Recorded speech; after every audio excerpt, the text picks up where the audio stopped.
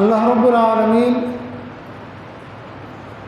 কুরআনুল কারীমের সূরাত সাদ সূরা নম্বর 38 আয়াত নম্বর 27 আল্লাহ তাআলা বলেছেন, ওয়ামা খালাকনাস সামাআ ওয়াল আরদা ওয়ামা বাইনাহুমা বাতিলা।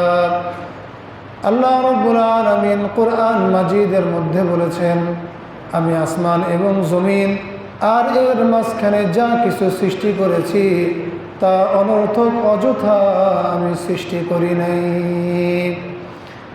আল্লাহ তাআলা কুরআনের মধ্যে আমাদেরকে জানালেন যে রব্বে কারীম এই মহা সৃষ্টি জগতের মধ্যে যা কিছুই তিনি সৃষ্টি করেছেন, এমন কোনো সৃষ্টি নাই যেই সৃষ্টিটা আল্লাহ তাআলা এমনি এমনি খামাখা আল্লাহ সৃষ্টি করেছেন, এমন কোনো সৃষ্টি পাওয়া যাবে না। আল্লাহ রাব্বুল আলামিনের সৃষ্টি জগতের মধ্যে অন্যতম একটা নিদর্শন, একটা সৌন্দর্য, যেটা মানুষ সরাসরি বেঁচে থাকা অবস্থায় দেখতে পারে, সেই নিদর্শনের নাম হলো চাঁদ। আল্লাহ তাআলা কুরআনের মধ্যে এই চাঁদকে কেন সৃষ্টি করেছেন, বানিয়েছেন, সেই সম্পর্কে বলেছেন।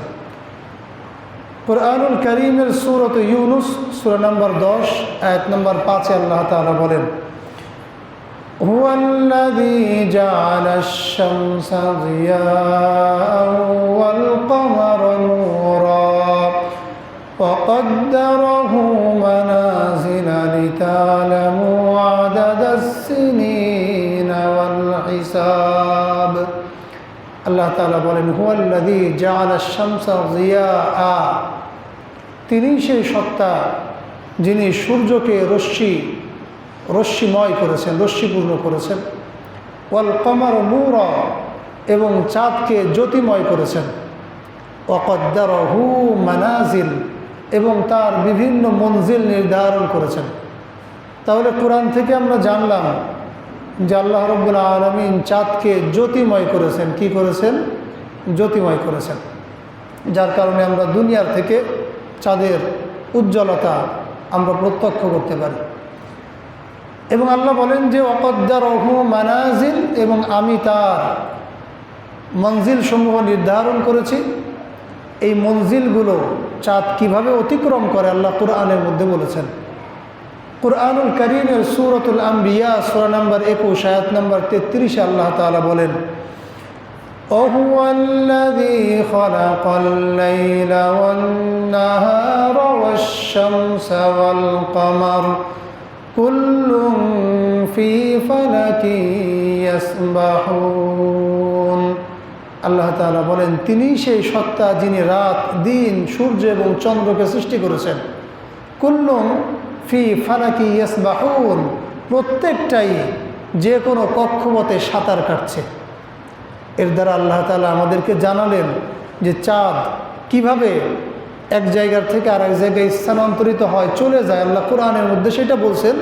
এই মঞ্জিলগুলো চাঁদ সাঁতার কাটার মাধ্যমে আল্লাহ তাআলার আদেশে এইগুলো পার করে।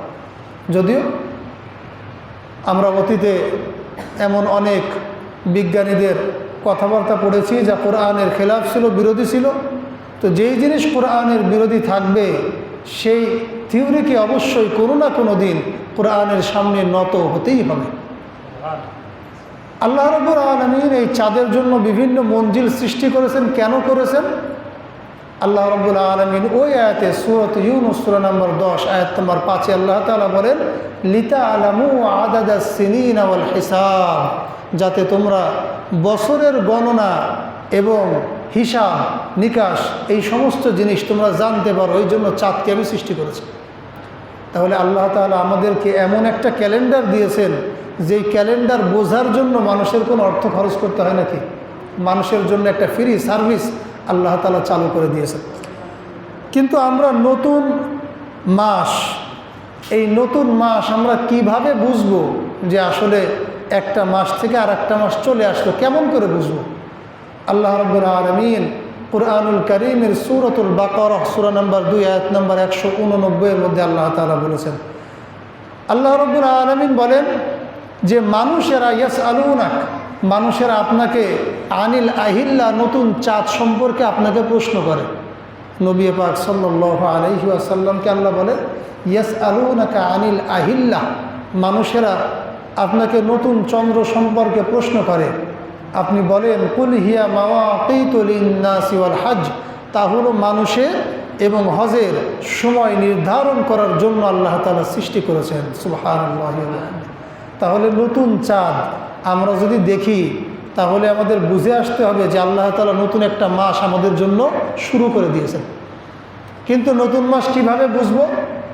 এই বোঝার জন্য আল্লাহ তাআলা একটা সহজ নিয়ম মানুষের জন্য চালু করে দিয়েছেন, যেটা দেখলেই বোঝা যায় যে নতুন মাস এইমাত্র শুরু হলো। কুরআনুল কারীমের একটা সূরা আছে, সূরাটার নাম হলো সূরাতুল ইয়াসিন। এটা কোরআনের 36 নম্বর সূরা।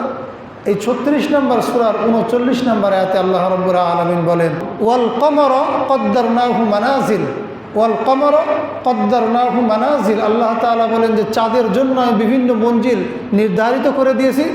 হাত্তা আদা কাল অর্জুনিল কদিম, পরিশেষে একেবারে পুরাতন খেজুর গাছের যে ডাল আছে এই ডালের মতো বাঁকা সরু হয়ে আবার ফিরে চলে আসে। অর্থাৎ যখনই বাঁকা সরু দেখা যাবে প্রথমেই, তখন আমরা সেটা আরবি মাসের সূচনা হিসাবে গণ্য করে থাকি। আল্লাহ রাব্বুল আলামিন আমাদের জন্য এই সিস্টেমটা চালু করে দিয়েছেন, যাতে আমরা দিন, মাস, বছরের হিসাব এটা আমরা বুঝতে পারি।